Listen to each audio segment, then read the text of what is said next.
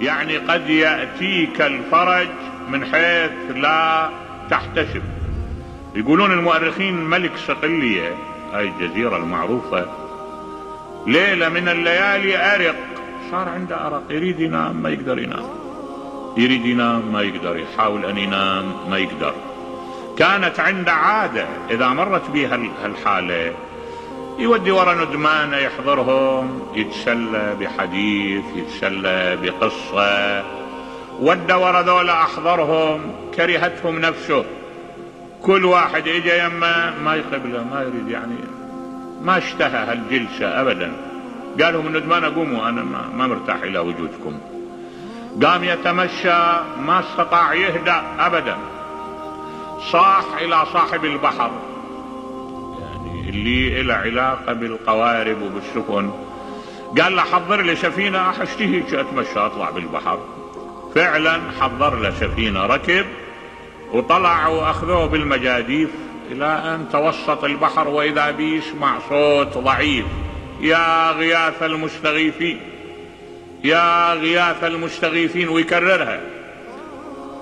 قال لهم شوفوا لي مصدر الصوت. قالوا له من هنا. أمر الغواصين اللي وياه قالوا انزلوا. نزلوا، وإذا رجل يصارع الموج، يصارع الموت. أخذوه شالوه، جابه، قال له ما الخبر؟ قال له والله أنا أبحرت أمس بالليل، أبحرت أريد أروح في طريقي إلى مقصدي، وانكسر بنا المركب، وظليت أصارع الأمواج ما أدري، وأصيح يا غياث المستغيثين، هاي ما عندي إلا هذا. هذا في حد ذاته هو اللي سبب لي الفرج. قال له سبحان من أرقك في قصرك، سبحان اللي خلاك ما تنام وما تهدأ وتطلع حتى تنقذني.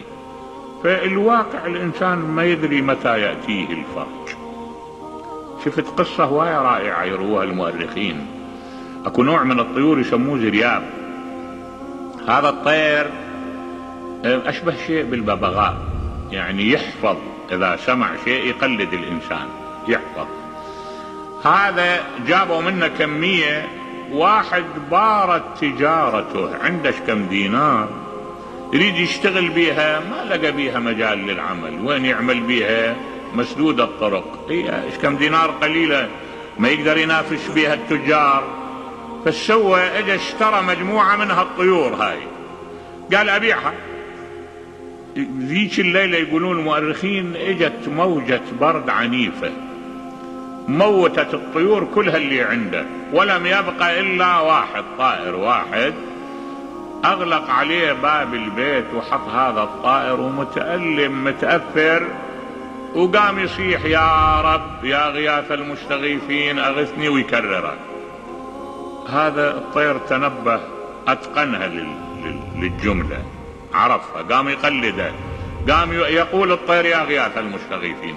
مرت بي جارية من جواري الخليفة، سمعت صوت الزر